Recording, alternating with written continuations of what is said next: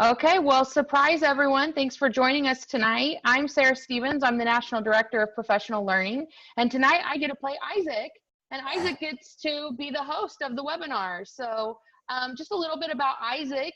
He is our Assistant Director of Professional Learning for the Core Collaborative. And prior to that, he spent about 10 years in public education at the Henderson County Public Schools in North Carolina. And that's really what ignited his passion for early literacy. And for the past year, he has spent many days on the road across the nation, focusing on supporting deep, meaningful learning for literacy, especially in the primary grades. And so we're really excited tonight for Isaac to share with us how systems can ignite goal setting with their early readers or their emerging readers. And so if you like what you hear tonight, and I'm pretty sure you will, make sure that you put on your reading list our newest publication, Peer Power, that's going to be out in the fall of this year. And we're super excited. We have about 13 authors that collaborated, Isaac being one of them. And it's chock full of resources and tools for you to begin the self and peer assessment process. And Isaac's webinar tonight is focusing in on the chapter that he wrote on how do we get this with the earliest of our learners, and what does it mean to have a personalized learning experience in the early grades. So Isaac, do you want to share just a little bit more and we can get started? Let's do it. As we transition in, I just want to say we appreciate you spending your time with us, whether it's now live or whether you're viewing this later, and we always want to keep connected. So don't forget, you can always find out what we're doing, get great examples, get great ideas from the corecollaborative.com. We have the Leading Impact Teams group on Facebook, and would love to have you there contributing examples of what you're doing, asking questions, looking at the videos and examples that we post. And of course, there's no quality learning without models of success. So go straight to YouTube and you can see some of the students and educators we've been lucky enough to work with in the past years, showing off their stuff a little bit for you. Plus, each of these master classes, as soon as we're finished, Donnie Dynamic and I get busy making sure we can get them downloaded, edited, and re-uploaded within 48 hours. So we have a playlist of all of those. So I recommend you look back and watch and listen into some of those. Of course, they say a picture's worth 1,000 words. So find us on Instagram. We have a few million words worth of pictures up right now and would love to see yours. So tag us.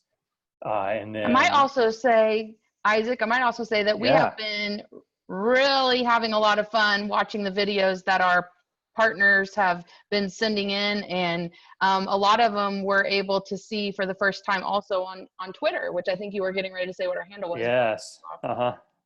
Yeah, we would love to see you getting involved with us on Twitter.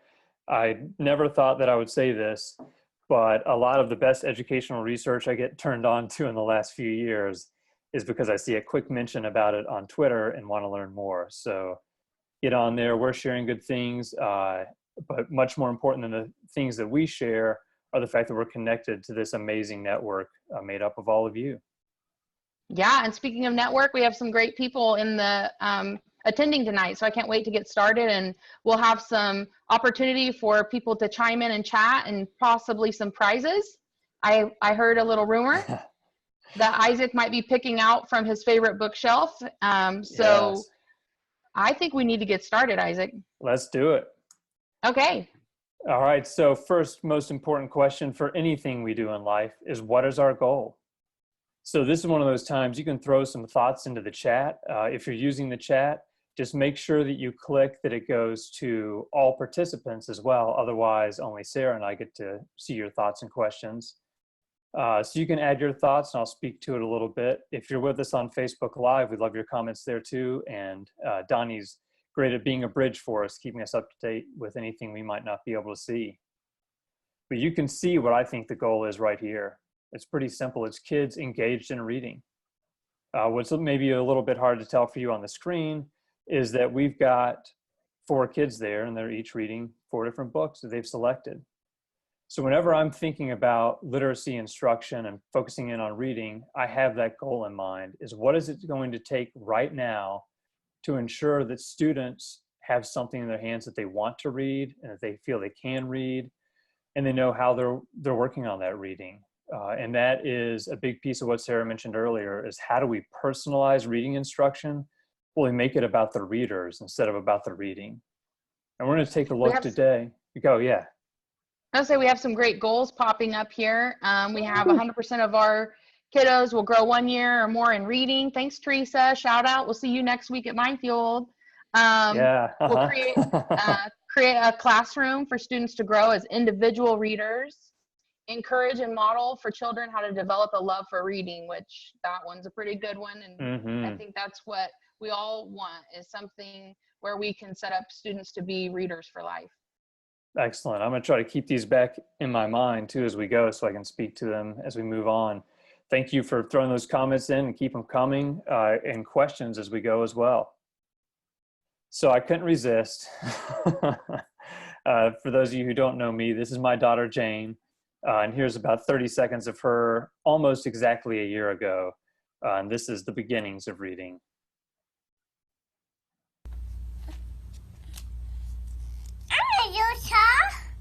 That's not Spot. It's a snake. It's that. Mm-hmm. I'm not so big. Oh no. Let me translate Mo Monk as monkey.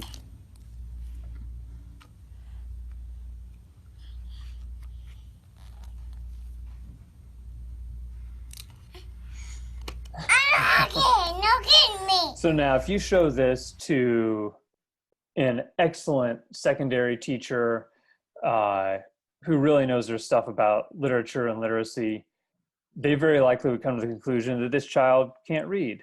And in a way, they'd be very much correct, and I could agree with that.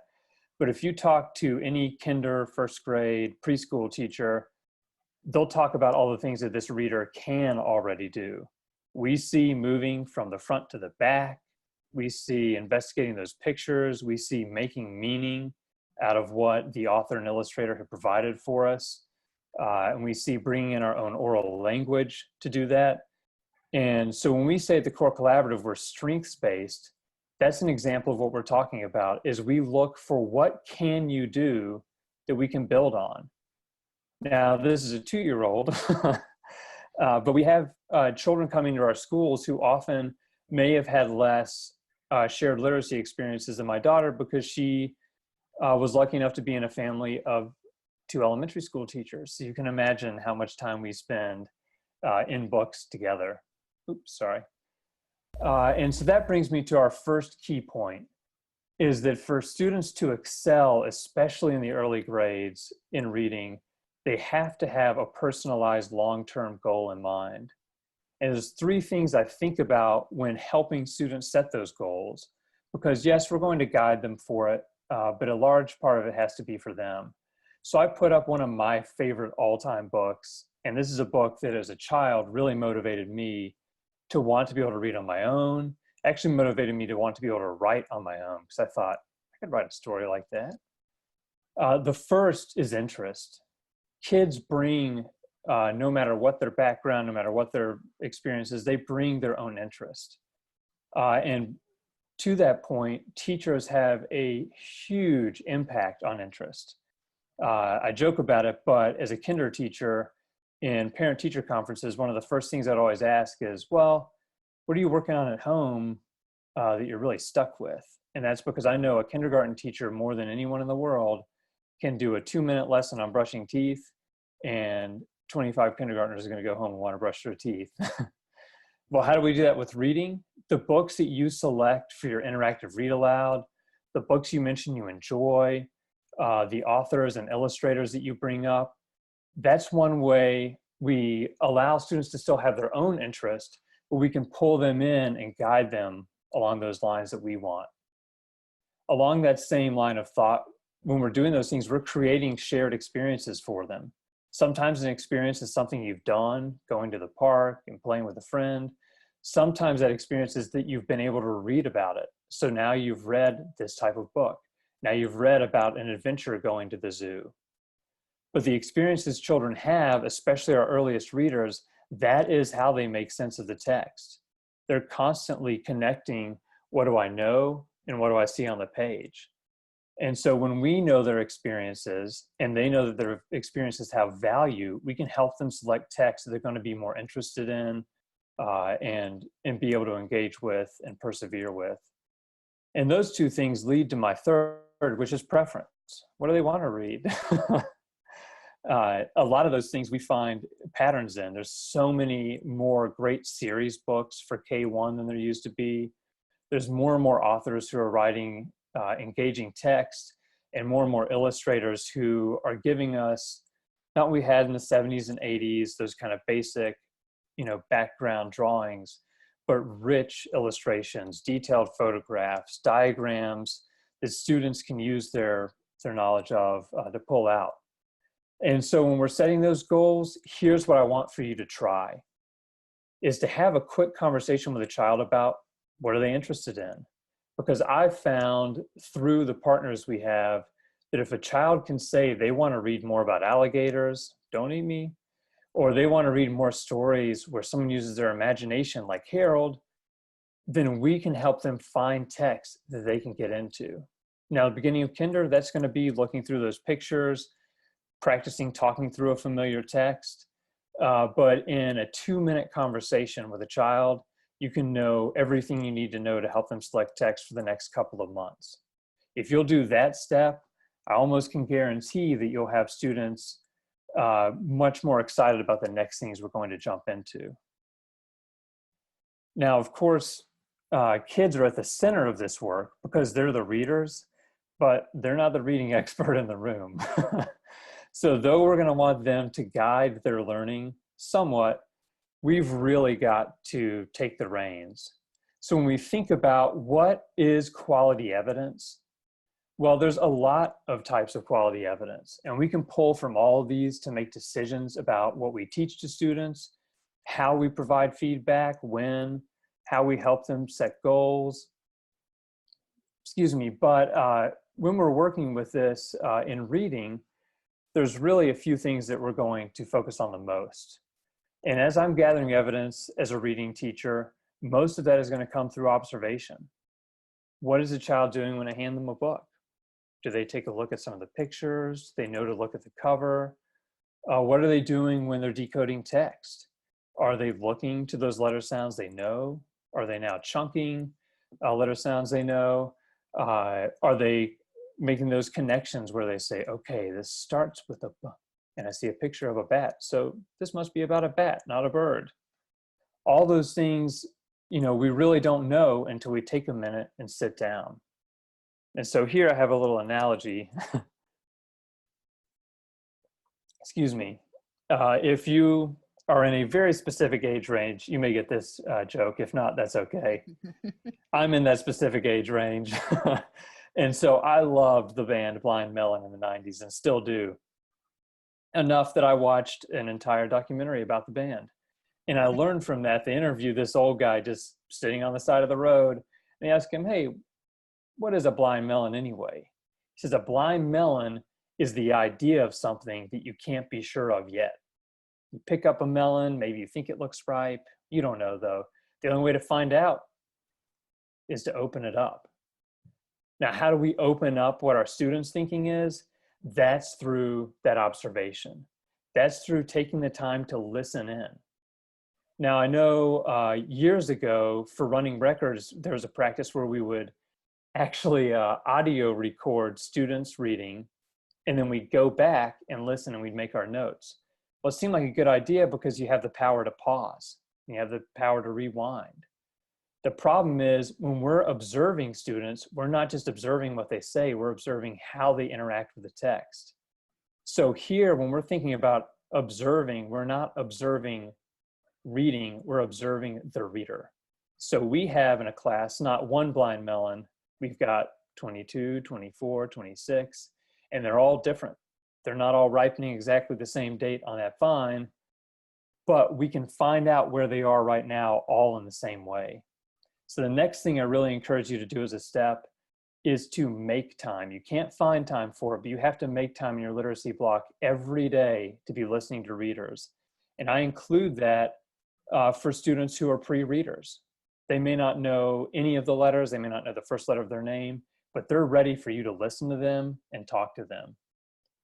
There's lots of ways to do that: formal running records, quick anecdotal notes, even just a few notes on a sticky after a conversation. A few things we can look for, though, are those 3 cueing systems. So right now, I'll be thinking if you've any questions, throw those in the chat, and in just a minute, ask you to share any experiences you've had with powerful conversations with a reader, or ways in which observing and taking notes on readers has helped you, but just want to give you a quick heads up. But one of the first things we can start with these early readers is looking at how they interact with the print. And so we can do a whole other session sometime on error analysis, but just briefly, there's 3 main things that we pull from when we're making sense of text as we read. And of course, all reading is reading for meaning. I'm going to allow myself a quick diversion. For years, and it's still out there, there's this idea that as primary teachers, we teach students to read so that they can later read to learn. Well, we know, especially around 2010, the literature became very clear that really that doesn't make sense. All reading is reading to learn, and all readers with quality instruction are learning to read. If you're a 12th grade reader and you're studying a new type of genre, or you're making connections between these amazing texts that have lasted hundreds and hundreds of years, well, you are learning to read at a higher level than you could previously. If you're a kinder and you're reading a text all about turtles because that's your favorite thing, or because right now, we're studying animals and we're reading that, well, you are reading for meaning, even if you don't yet have the awareness to be able to match the letters on the page to the sounds that make the words. You can look at that diagram and figure out, oh, it's showing me the parts of a turtle. So that aside done, we are reading to learn, and we're learning to read all the time. And that may not be more true at any time than it is when you get going with them, because you're not just setting the foundation for the content we teach, we're teaching these kids how to learn. And so aside over. I'm glad you made that point, Isaac, because I think oftentimes we get caught up in, what testing we have to do, and forgetting that we are assessing the reader, not the reading that they're, the text that they're in. And so I think it's great that you took the time to make that point. Well, good. I'll allow it. Yeah, allowed. So meaning, well, what is that? That's what evidence do we have that kids are using some kind of sense making? Early on, a lot of this comes from the illustrations and the photos and the diagrams. How do we know they're making meaning? Well, often that comes up when they overuse meaning and they guess a word that's not correct. We don't want them guessing words forever, but we do want them reading for meaning.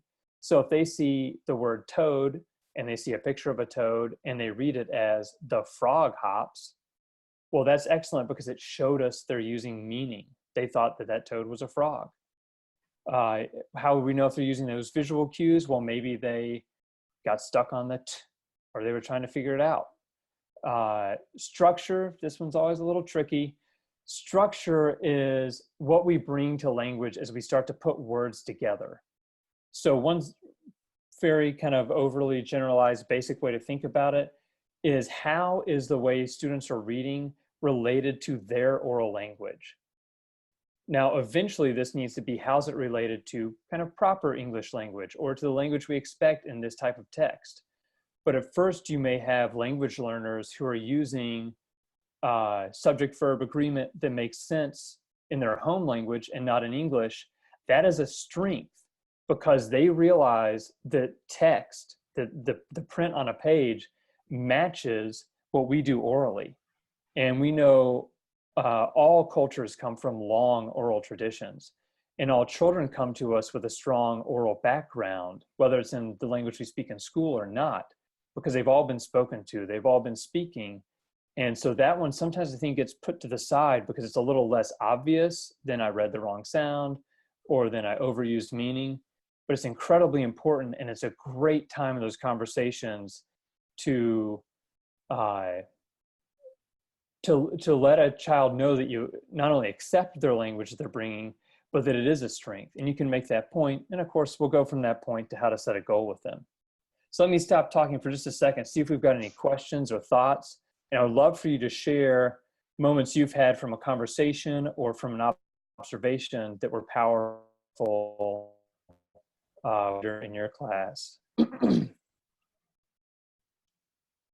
So Isaac, while a couple more are posting, one question that we had a little bit earlier was just what's the best way to gather individual evidence? If we're looking to engage students in the texts and the books that they choose, what might be a good strategy to get started on how to look at them as an individual? Mm-hmm.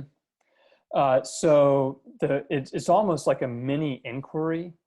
And so one of the things we can do that first day is have text laid out ready that you know are high interest for students. Even a child who's had very few opportunities to hold a text. I really got to find out who this was because I keep quoting him and I can't remember his name. But I had an opportunity a few years ago to talk to an expert on read aloud. And I asked him, I said, okay, I really need something I can take back that's practical. And so I said, I know there's not an exact time, but grade by grade, what can I say? And he said, well, are all the teachers in your school doing read aloud? And I was like, yeah, like we've been working on that. We've all got it as part of the day. He said, okay, well, there's two things I tell people. First is if you're not doing read aloud, start today. And if you are doing it, double it.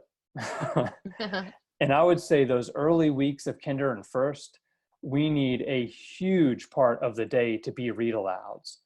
And of course, we're going to repeat some of those as we're teaching into our standards. But I would say have ready your top 10 favorite quick books that you know you can get out and get to, and get through those in that first 5 days. Make sure every day you're reading a couple of new books, or at least introducing something new. And then you have those out so kids can get to them. Now, you obviously can't meet with every kid in the first day or to be chaos because you're getting your procedures going. But within that first week, and certainly within that first 2 weeks, you have time to meet with every student just for a minute to ask them, what are your interests? What do you like? Look at, if they bring their own folder, their own backpack or something, see what it's on there. Maybe they like Paw Patrol. But I think there's no wrong way to do it. Sit down and talk to them. If they're not ready to talk to you yet, share one of yours, and then maybe that will become theirs. So I hope that helped with that. Obviously, you're in the chat, so throw in more thoughts for that. Yeah, I think also, I guess a question I have is, we have some very specific questions for advice. Is this something that, maybe you can follow up with? Definitely. The attendees? Yeah, and I'll have a record of all the chat. So just make sure that we know who you are in there. And then you can email me, and we'll say this at the end, but isaac@thecorecollaborative.com, and Sarah will put that in the chat as well. I'd love to follow up. Great. How do we get started with this? Well, this is one of my favorite little cheats, and that's to think in mini progressions. So we talked a little bit about how are we going to gather this evidence. Well, we got to talk about what are we talking about when we're thinking about reading. I highly recommend the work of Faunus and Pinnell. If you look to their literacy continuum, and we have those who email me, and then I can share out with the follow-up email a few samples that are free to use. They give you some good hints about that. I will caution you though, if you've never spent time with the literacy continuum, it can be a bit overwhelming. What it does is it breaks down from pre-reading all the way through the highest level of reading that there can be, looking at at everything you do, as you organize your thoughts and as you go, what is a reader thinking as they access, enjoy, and understand a text at that level? Well, it's too much. So we need in the back of our head some of these mini progressions. And these are things that we will reuse and reuse and reuse. How do you know what to have a mini progression about? Well, after a couple of weeks of school or the first month, what do I keep having to talk to kids about? What are my lessons about? Okay, now we just say that's the thing. That's the little chrysalis on the page. What came before, what came after? Since we talked about MSV earlier, in visual cueing, we know that it's very important that kids know how to use those sounds as they decode words. So here's a super fast example. First, kids learn the initial sound. So first sound first. Next, usually they learn to recognize that final sound. So last sound next. And then finally, we get to those medial sounds, those middle sounds. And so it helps when kids are learning to decode to build on that and say, you know, you have been using these first sounds. Like I remember you read that book I mentioned earlier about bat. You knew b, said bat. Now what I really want you to work on is really pay attention with your eyes. Look for that white space after the word. Look for the sound that comes right there and think, what might this word be now that I know how it begins and ends? Because later what we're going to do is we're going to read through the entire word and you're going to be able to put these sounds together. Now that's obviously a very early reader example. You may be working with a child who's working on chunking syllables, or maybe they're working on those groupings of letter sounds within that. You can still go back and let them know where they came from. You started with first sounds, then you worked on last sounds. You've been reading all these, whether you call them CVC words, or whatever you call them in your own class, words so well, and now I see you working on this. Here's a strategy you can do it so that later you can read words like blank. That's the idea of a mini progression, and I could even send out an example or two of that. So why did I bring that up? Well, kids need to know what they're doing when they read. Reading is too complex. And I've come up with some of our partners about a 45-step process that we narrowed down. Thank goodness. Yeah. Not all 45 at once, but over time. First is we need to connect to the child. So you know their goal now. You know they want to learn everything there is to know about airplanes or about ponies, whatever it is. So you say, man, you want to be able to read books about ponies, you're going to have to be able to read some books that are a little bit more difficult than this. So I've got some ways we can do that. Now I know you've really been working on reading the words on the page, not guessing anymore. So I want you to keep doing that. But now I'm going to describe what I want you to do. So now we describe exactly what they need to be doing. I need you to slow down when you get to a word you don't know. Look at the parts you know, put those together. Whether you do the slide, whether you tap, whatever strategies you have. Okay, so now I'm going to explain to you how to do that. So the way you do it is your eyes will find sounds you already know. I'm showing you on the page. Let's try it. So I'm going to practice with you now that I've shown you that explanation always has a little demo. Excuse me. And now I want you to practice in context while you're right there with me. And then finally, I'm going to restate what it is. Okay, I know you want to be able to read those books about ponies. To be able to read books that are that interesting and that complex, you've got to be able to look at larger chunks in words and put those together. So then they've done that. That takes a couple of minutes usually, but then they're ready to read. Now, we don't have a couple of minutes every day to do this with kids. So I have a recommendation, which is do it in guided reading. So if you don't have a format in your room yet to pull together groups of students who have something in common, I would say this is another thing. Don't find time for it, make time for it.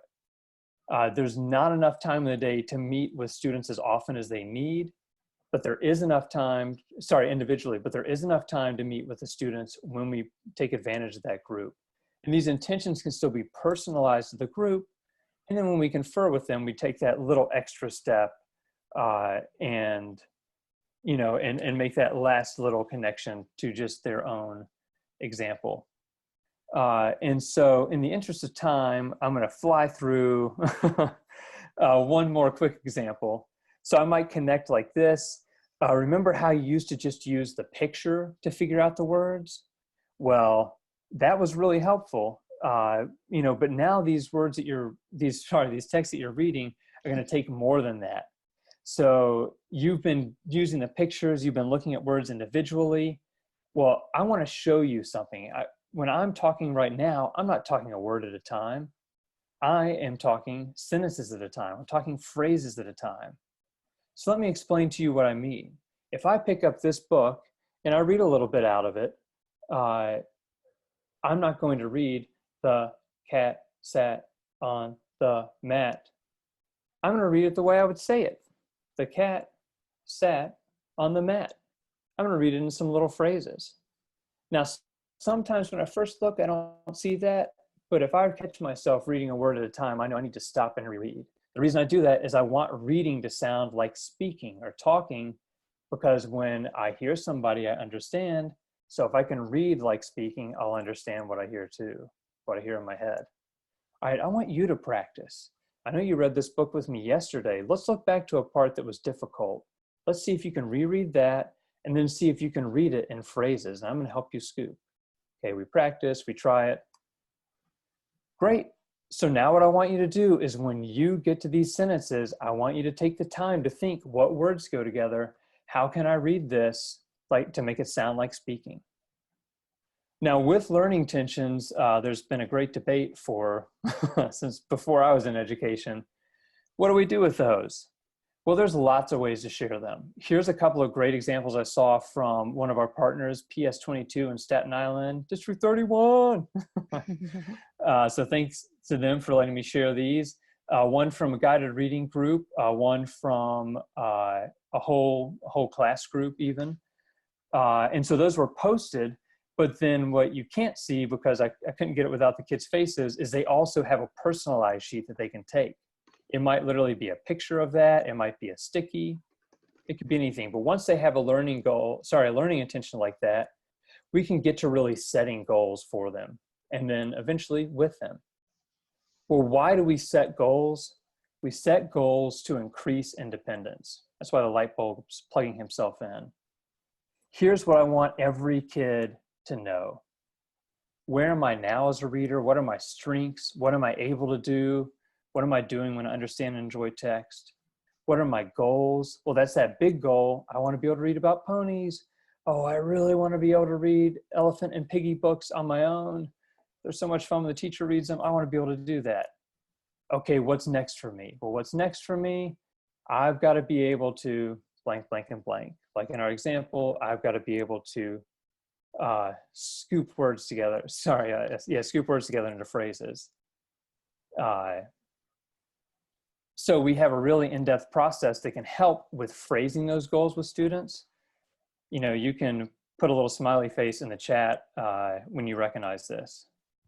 First, you really need to connect it to that child, make sure they understand how it relates to themselves and to their own goals. Then you need to describe what it is they're going to be doing, explain to them how they're going to do it in context, demonstrate it with them, have them practice in context, and then finally restate it so they know what their goal is going to be. So that idea of us setting intentions or us setting goals can be the same. Now, there's a continuum for this. We're starting out igniting this fire, but eventually this has to be a flame and it has to be self-sustaining, because we want all of our first graders, by the time they exit, setting their own goals and understanding how to set and monitor goals. Now, this can happen in kinder.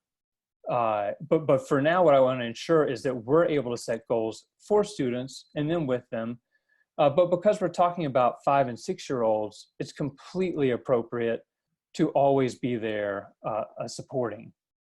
Now, the difference, of course, in those intentions and the goals is that a lot of times these goals come out of conversations with students. They come out of those observations. I do guided reading lessons all the time, and I always plan out my intention. I always share that with the students.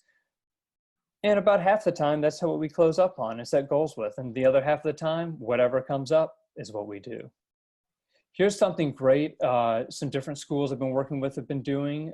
This is one, I think, from PS 16 in Staten Island and another from PS 22. But we see very similar things in a lot of places. Do they know what they're working on, and do they know how they're going to do it? Sometimes we call this like our why and our what. This time it's called strategies and habits. It can be my goal and my strategy. The terminology doesn't matter to me as long as the kids get it. Here's a great example of a student who has a goal. They really need to work on recognizing those sounds. And so they're doing that in text.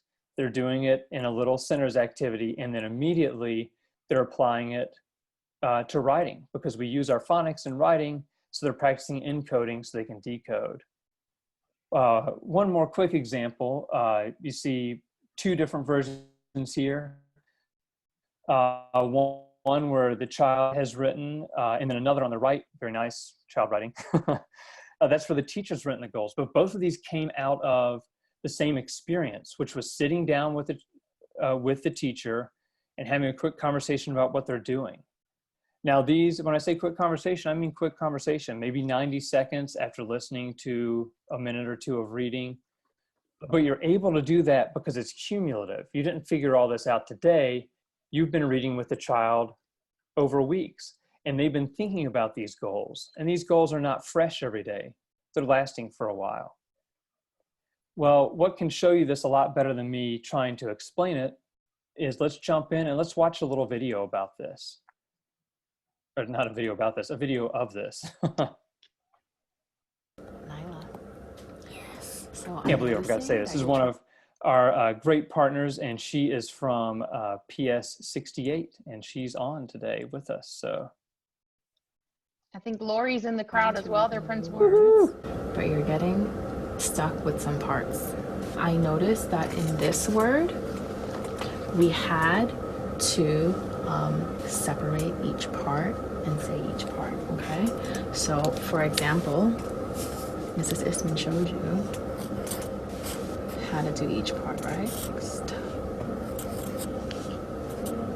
F. And then we did the last part. Remember we did this? Remember we did st, F, t. And we said what was the word? Stepped. Stepped, right? Stepped, right? So, do you know what goal you are going to be working on? So what we've seen so far, she connected it to what the child has done in her reading and what she's been working on. She explained, this is what I want you to do. And she's just demonstrated it. This is how this works. This is how it works in your head. Try it with me. Now she's asked the child, do you know what you're going to be working on? Can you point to the goal that you're going to be working on? Okay, what does that say? What are you going to do?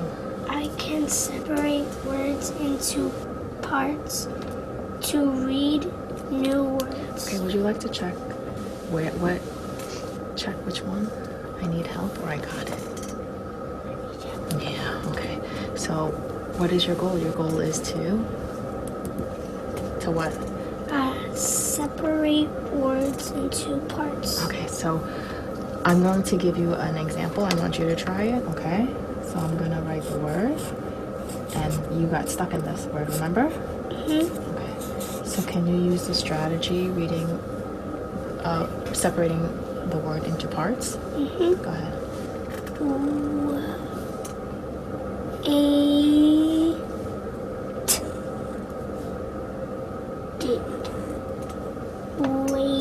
Okay, so do you see what you're going to be working on? So this strategy you're going to use so that you can reach your goal to separate words into parts to read new words, okay? So in that, and I apologize, I had the volume a little low. Hopefully you could hear after I popped it back up. So we're going to show you an example of both these charts. So what we have here is we have a goal on the left and then a strategy, how they're actually going to do it. and you saw her go through all those steps. We talked about a few and then actually got to practice in there and then move on from that. And we got a specific question. This come from Lucy Calkins. This is something we generated, but there are a lot of similarities to the great work the Teachers College has been doing with goal setting. And something very similar is definitely the sticky note piece. And actually the strategy itself is one that she and many other authors would encourage you to use, being able to visually decode that word and put it back together. Isaac, what does the chart say on the right? We see that it says my goals on the left, but we can't quite make out what it says at the top on the right. Yeah, that's the strategy that they're going to use. Oh, okay. So my strategy or my next step. And I can send a copy of that to people too. And hopefully that'll help. So once we've done that, that is setting that spark. Once a kid understands that they can have goals about reading and that they can improve as readers, we've taken a huge leap. And they start to understand that as I read, I'm doing this kind of thinking. And if I practice this thinking, just like anything else, I'll get better at reading. So as I move into this next part, if you have any more thoughts or questions, let us know. We do have a little bit of conversation happening. I'm curious whether the student goals should come directly from the learning intentions or the individual needs of the students. Excellent. Both. So the learning intentions themselves will be coming, you have to start somewhere, but after you've read with that group or that child, your learning intention comes from your evidence based on what they've been showing you. But always teacher decision-making trumps even the best planning.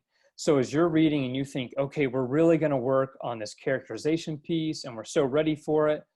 And then you realize, oh, we really need to step back and we need to make some inferences about feelings before we can get to character traits because we're kind of missing that piece of the progression. Well, then you are always right to do that. And I encourage you to let kids know why you've changed it. I know we started off, we're going to talk about this, but listening to you, I think the best thing we can do now is blank. What I will say is make sure you have some evidence to base that decision on. So that can just be those quick anecdotal notes. If you're in a group of 5 or 6 kids and one child showed it, I would say wait and see to 2 or 3 need that. If not, that can be a personal conversation. You're not going to be able to read with all 6 kids each time, of course, but if you get 2 or 3, that's going to give you what you need. But yeah, if you keep in mind that piece of what am I seeing and hearing that they're doing, how are they interacting with the text, you will make the right decisions. And so what I'd love for you to do, since we're talking about goal setting, is if you're willing, just share a quick goal in the comments or in the chat, and Sarah can share a few of those out and I'll keep kind of going as you do that. Well, why do we do all this work? Well, we do it for the same reason we do anything in school. We want it to transfer. We want the way they're learning to impact the way they learn in other subjects. We want the way they're learning reading right now with me to impact the way they read on their own. And I found in my own class, I found as a coach for 6 years, and now you see all these amazing teachers on the road, that the issues we're having with independent reading are not because we're not doing good instruction. That was a weird sentence. I'm seeing great instruction. What's not happening is the kids aren't making that connection. They don't realize that what Isaac did in interactive read aloud is what I should be doing when I read on my own. They often don't even realize the goal I just set in guided reading or in a reading conference is what I should do when I take this book and read on my own. The good news is there's a very simple way to do that. Tell them over and over and over. And when you sit down with them, that's your first question. Hey, what are you working on? Oh, you're working on that? How's it been going? Well, that's hard to keep track of. We obviously can have the goal setting type sheets that we've been looking at.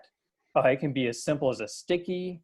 Some people find that's hard to keep up with. It can be bookmarks that you have and you have 4 or 5 things on it. This is something that we've developed in collaboration with Deanna Marco and some other excellent educators out there, and we're very thankful they've shared their wisdom and their insight with us. But this is our primary reading progression. There's a lot of things that simplify this process through that. We can say, okay, do I have it or not? At first, this is more of a discussion coming from the teacher, to be honest, because you're the expert. You say, okay, right now I'm noticing you're doing this really well. You're looking at that initial sound, that B in bat. I guess that's why I picked that earlier. It was in my subconscious. What I want you to work on is using that last sound. So right now, let's put this as a not yet. I think it's a good goal. Soon enough, though, after you've had enough of those conversations and you get kids to repeat their goal in that restate phase, after they practice it, you can start to say, okay, we've got a few things we talked about. What is it you want to work on? You know, what do you think's best for you? What's next? You're always there to guide it. If you disagree with them, say, okay, well, that is a great goal. Let's save that. And right now I want you to work on this and it'll help you get there. You're the experts. You always have the final word. But this is something that can help with that. It's also a great way to take the vastness of literacy and shrink it down. And when I tell people who use a resource like this, or some of the other great resources online that you can find, that look at a level of text and say, okay, what is a child thinking and doing to read this text? But when we simplify it, being able to do these things does not mean that you are independently ready to read any text that's on that C moving to D level. But what it does tell us is if you are missing one of these key points, then you're probably not ready to do this independently on your own. So I should keep doing some supported practice with you. And so with that in mind, that is the end goal. Now, this made my year when I was walking through a school and we were actually looking for something else and I saw this sticky, because if I have a catchphrase, I think this would be it. So what I want kids to walk away with, we said they need to be clear on where am I going, and how am I going, those Hattie feedback questions. But if they can leave you knowing, what can I do with what I just learned when I read on my own? That's the whole ball game right there. There's lots of different ways to say this. Well, how do you get kids to think like that? Well, I ask them every time. In some of my early guided reading lessons, as I'm building this in, I get to less of what I want to get to because I save 5 minutes at the end to be able to ask every single kid in the group and make them say, what did we learn today? How's it going to help you be a better reader? How's it going to help you read text that you enjoy? How's it going to help you with your larger goal? What are you going to do to practice that? That is transfer.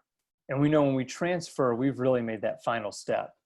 And I feel like when we see evidence of children transferring the learning that's come from interactive read aloud, that's come from shared reading, that's come from guided reading into their personal practice, we have made learning visible. We now have evidence of our impact.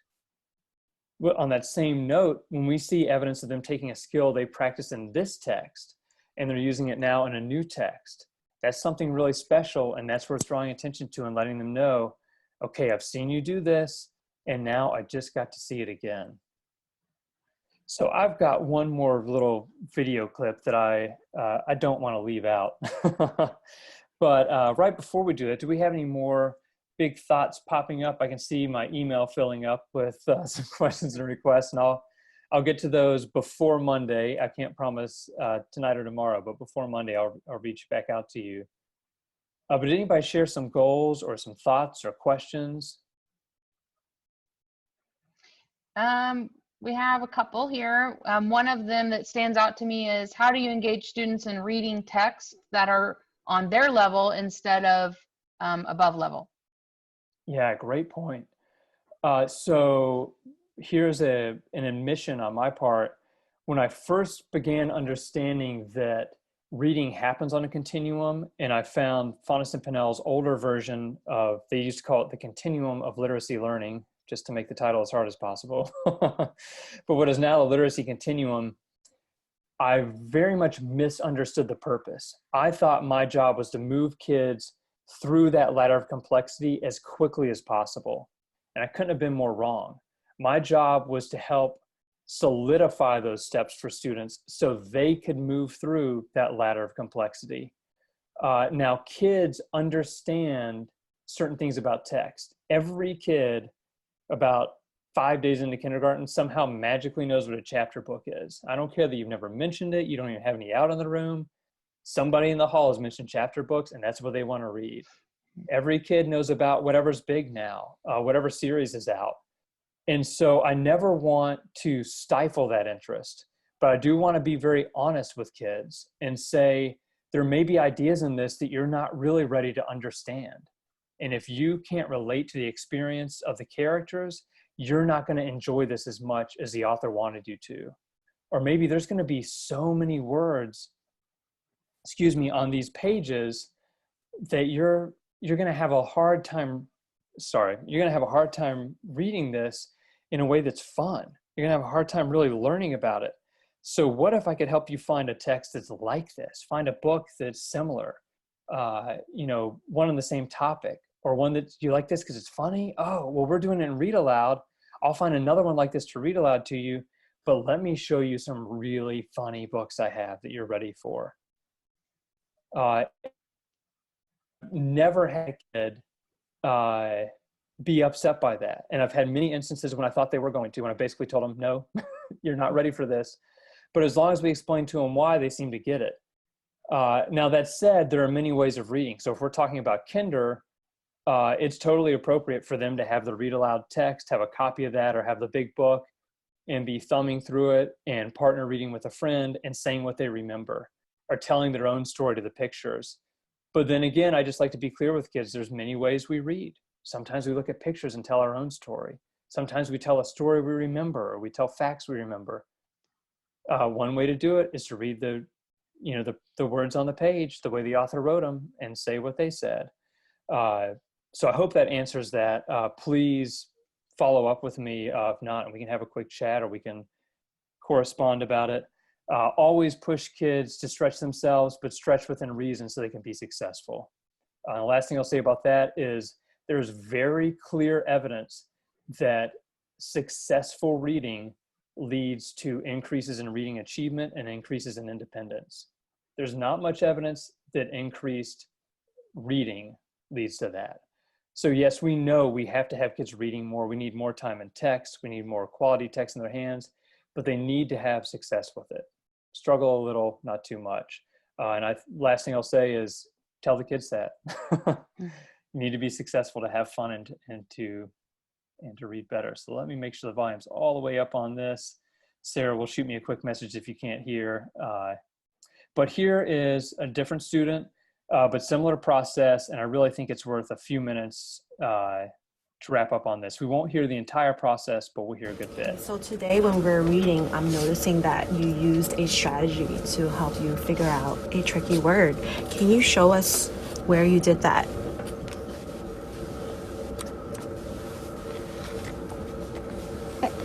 First, I thought this was Arctic, and then when I got to this page, You looked at what? I looked at the picture, So you used and the then picture? I saw the word again. So I said it was Arctic. Attic, because I looked at it and it looks like an attic. Okay, and then also what we can do is we're going to read this together. Sorry, I couldn't pause it fast enough. So what, right? Like, isn't that awesome? That is pure power. That is a child taking ownership of her learning and knowing where she is. She knows what she's working on. She knows where she made that error and struggled, and she remembers that she used a strategy that she's been taught by the teacher to come back and make sense of that. So she started using those visual cues. She used them well. She approximated the word attic as Arctic. Now, a little side note, that tied to some study they had been doing. So that was now a word in her language. I see the chat blowing up and hope people are saying kind of what they're thinking about that, their reaction. I think Jenny loved it, Jenny. Yeah. Jenny. Yeah, Tina and Jenny are partners, and they've been very gracious to share videos with me this year. And then right now you're going to see Jenny take over because she is the expert And so she's going to really solidify this learning, not let that moment slide. Sorry. Right? So let's read that together. Henry and Mudge and Annie and Snowballs climbed the stairs to the attic. So we read that they climbed the stairs, right? Does it make sense to climb the stairs to the Arctic? It does not make sense. It doesn't make sense. But if you're going to the attic, what do you have to do? Walk upstairs. You have to walk upstairs. So I really like that you were able to look at the picture to help you figure out and to self-correct. Next time you can also ask, does it make sense? Okay? Now I'm going to pause something amazing. When you pick up a copy of Peer Power this August, you're going to have access to this video and more like it. But just, I want to honor your time, and we told you an hour, so I'm going to keep moving. So we started with this same slide, and I want to end with it. What is our goal? And I saw in the chat, I took a quick peek because I couldn't resist, but I saw that some of you were sharing that. Now's a great time to share those again.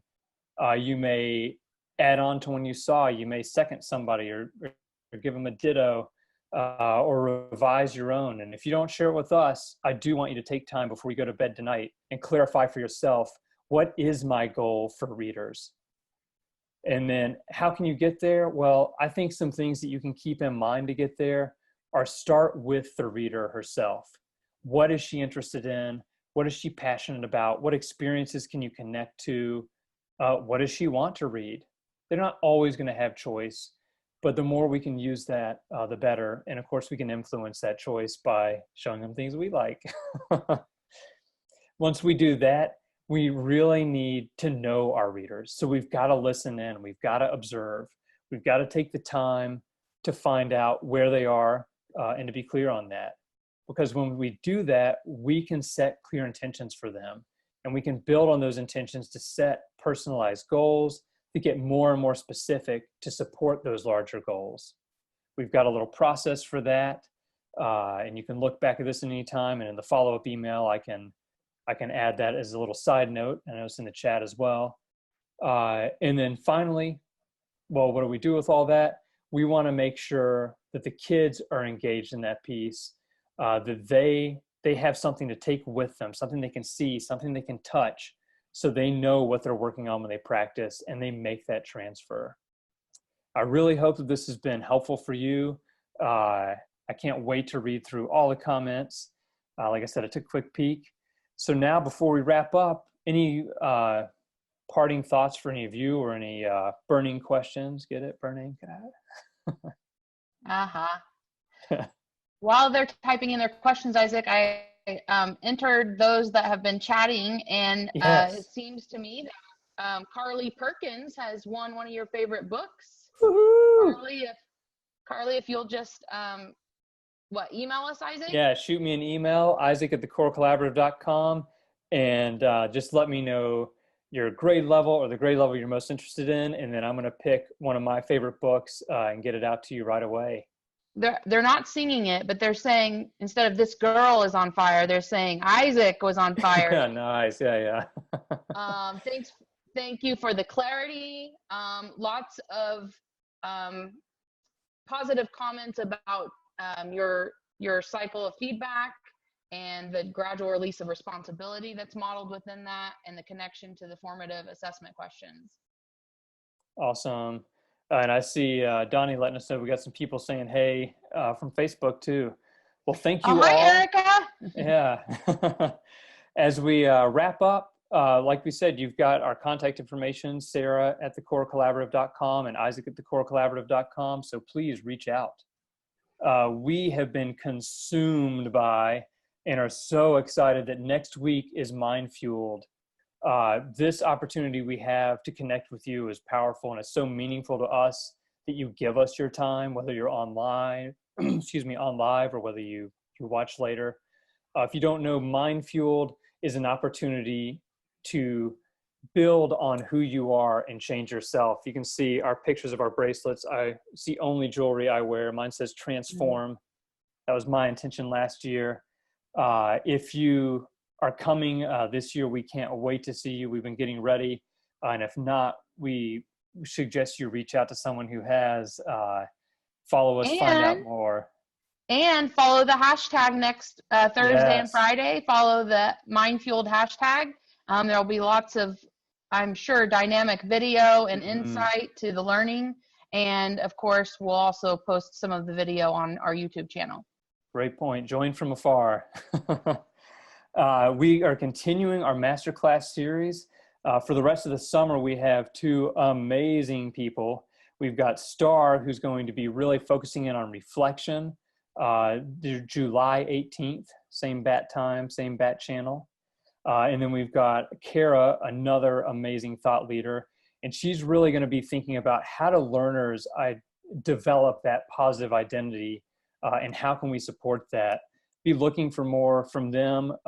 Get on Twitter right now and follow both of them. You can search their names and you'll find them. They are not only wonderful educators, they're wonderful people and so willing to share and give.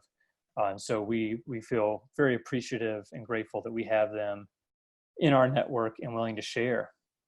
As we said with Mind Fueled, there's something special about being connected face to face. And we have a lot of opportunities to collaborate with us face to face in this coming year.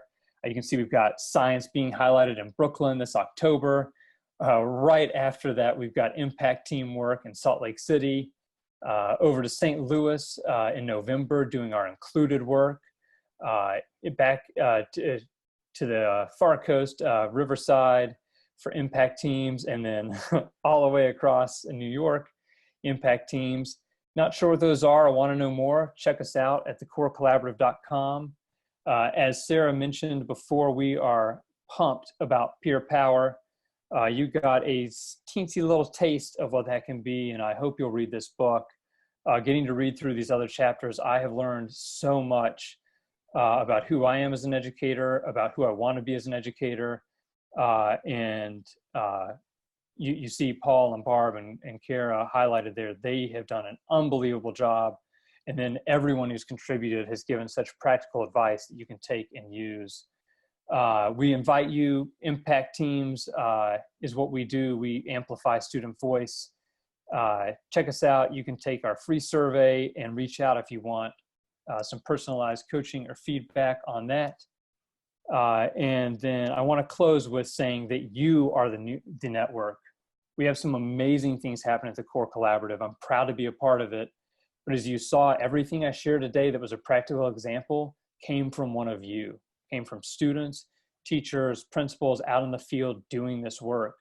And if you're thinking, well, I want to do what they're doing, there's a great way to do that. Get on Facebook, Leading Impact Teams, jump on YouTube, see the videos we have, share your own with us. We can go through that process with you.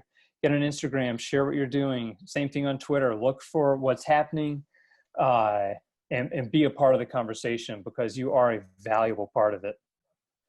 To close, I want to thank you so much for being with us, for making this network something valuable to so many learners across the country.